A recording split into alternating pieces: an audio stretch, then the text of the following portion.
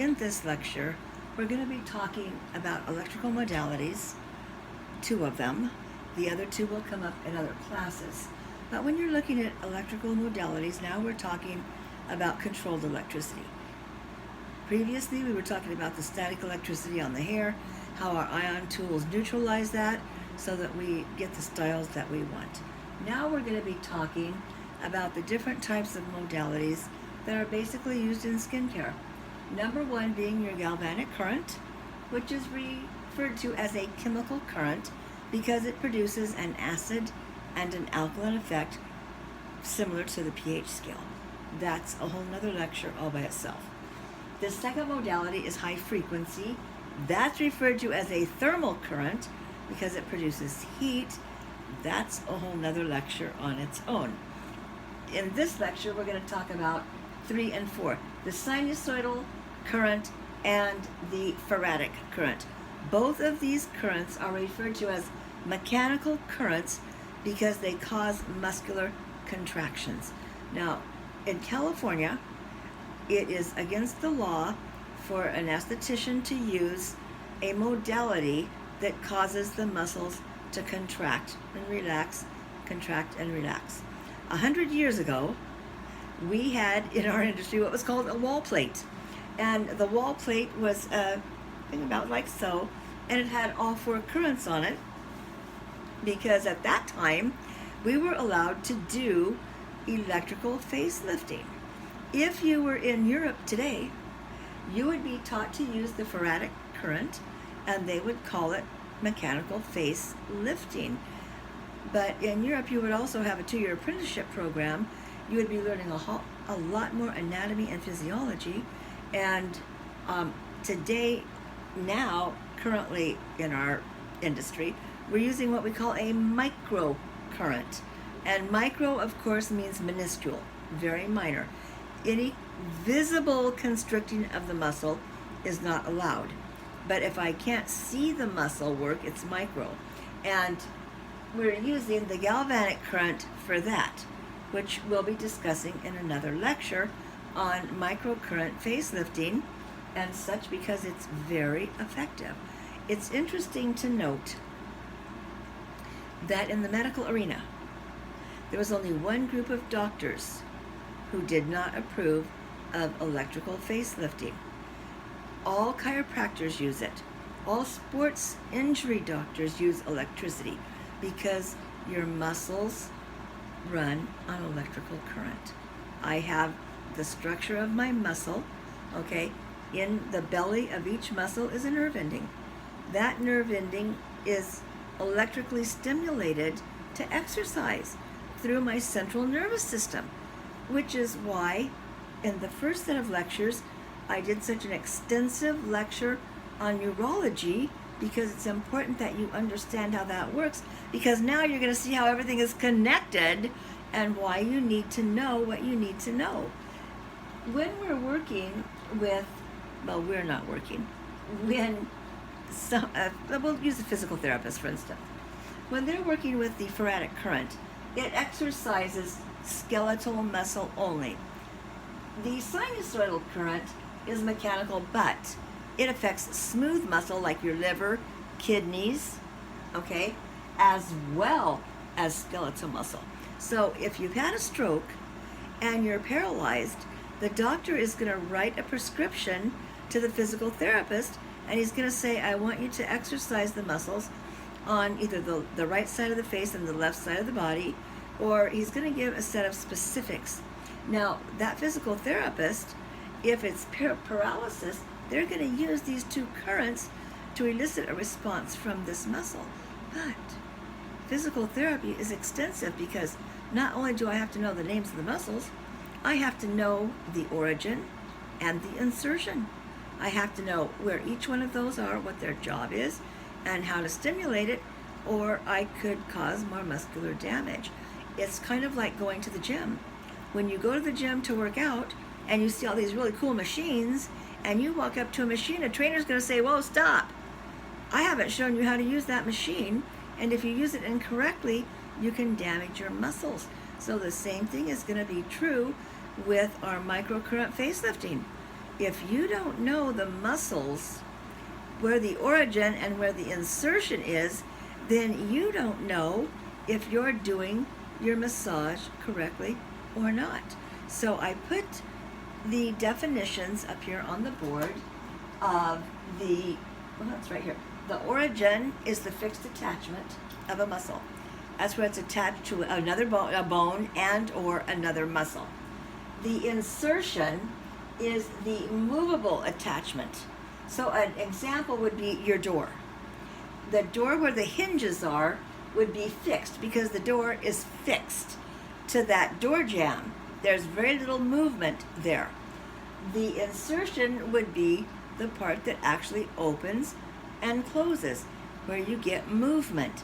So the belly is where the nerve ending is located, and massage is always done, okay, from insertion to origin. Well, if I don't know where the insertion is, and I don't know where the origin is, how do I know I'm doing my movements correctly and or effectively? And also, if I don't pause on the nerve ending and I elicit a response from the nerve ending, my exercise, my massage is in vain, because it's kind of like watching the Jane Fonda workout. I like watching the Jane Fonda workout because I like the music and I like to see all these little skinny people dancing around. Do you notice that the little skinny people dancing around don't need it? Okay, the ones that need it aren't doing it, which is probably why they need it. But watching that Jane Fonda workout is not going to do me a bit of good. Neither does it do me a bit of good to buy a membership to a gym, go once a month for a couple of months and then quit. Now, am I going to blame the gym because I still look like I do? Whose fault is it? I bought the membership. I went a couple of times. It's my fault, okay? So when I'm doing massage and I'm doing what I'm going to be referring to you as manual facelifting and or electrical microcurrent facelifting, if the client does do her at-home care, there's not going to be a whole lot of benefit for her. So you're going to get blamed if it doesn't work out. So I need to call my client to accountability, but I need to know what that accountability is. So when I'm looking at the muscle that goes around the eye, for instance, the eye area is usually where age shows the first. When I have the little tiny fine lines right in here, and these little lines here, they're usually from dehydration, okay? And if I hydrate myself, I'm fine. But when they start to set in, it's because of the expression in my eyes, because we always retire, but really what you need, did you hear her say that? Oh my God, I don't believe it. So a lot of our expression is in the eye area. So that's where we're gonna talk about today, is the muscle that goes around the eye. The origin is your frontal bone. So where the arch of your eyebrow starts, coming around here to the end of the brow is the frontal bone, and that's an origin for the orbicularis oculi. It has another origin too, and that's right here in the corner where your tear duct is, and that's in blue. So as that you're coming around the eye, you see the blue ink, that's your origin. The insertion is in green, and so I'm going from insertion to origin. So I'm always going to be going toward the nose. The problem comes in when I apply my makeup. My eye makeup, I'm always tugging and pulling and going this way.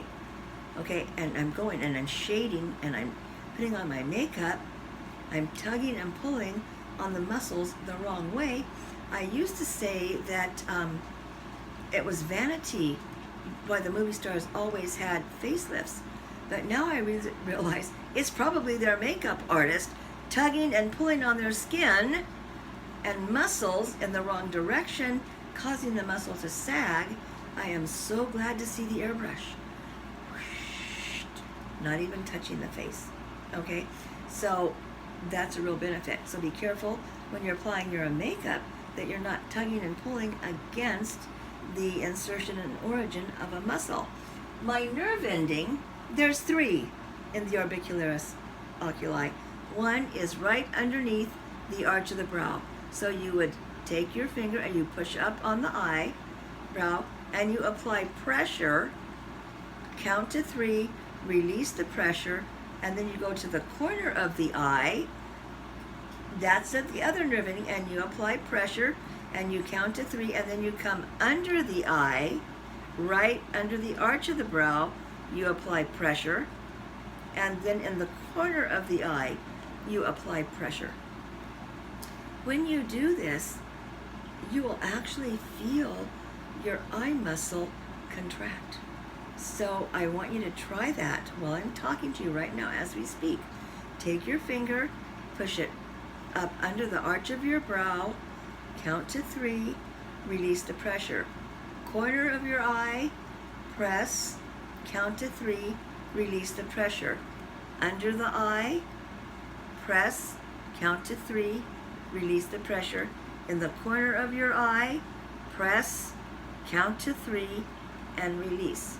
You do that 3 times and you can feel this working on the eye. If you can feel it after just 1 or 2 of those movements, imagine if you now explain to your client, when you're applying your eye moisturizer, apply it scientifically.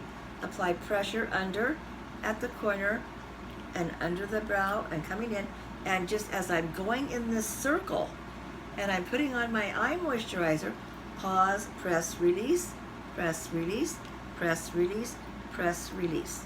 And as I'm applying my moisturizer around my eye, I'm also exercising, and if I do that every day, within 2 weeks, I am going to see a marked improvement because as a muscle is exercised, it enlarges. So as the orbicularis oculi is strengthened and it gets slightly enlarged, it smooths the skin out and helps eradicate muscles. Your microcurrent facelifting is going to do the same thing. But if I don't know my muscular structure, I can do damage. Now in Cosmo 38B, I go over that extensively because in 38B is where we do microcurrent facelifting. Okay, and so that's where you're going to actually get each muscle. You'll be diagramming, and there'll be a lot more detail applied to your anatomy in 38B to facilitate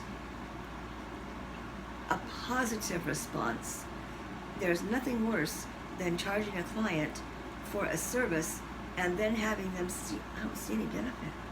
Why did I pay for this? There was absolutely no benefit to this. So what we're going to take away from this lecture today is the 4 types of modalities that we're using: galvanic and high frequency, which will be talked about in other videos, the sinusoidal and faradic current today, which are your mechanical currents. They cause muscular contractions, and they're not allowed in California, but the faradic exercise is mechanical only, and sinusoidal. So if you can't do it in California, why would some of these questions be on your state board exam? Because you're taking a national exam. And in other states, this is allowed. In other states, you can use the faradic current, and you can do a mechanical electrical facelift, okay? Just not in California. We do microcurrent using galvanic, which will be mentioned. Then I have my 3 parts of a muscle. I have my origin, my insertion, and the belly. I have my rule of massage, which is a muscle is always manipulated from its insertion to its origin.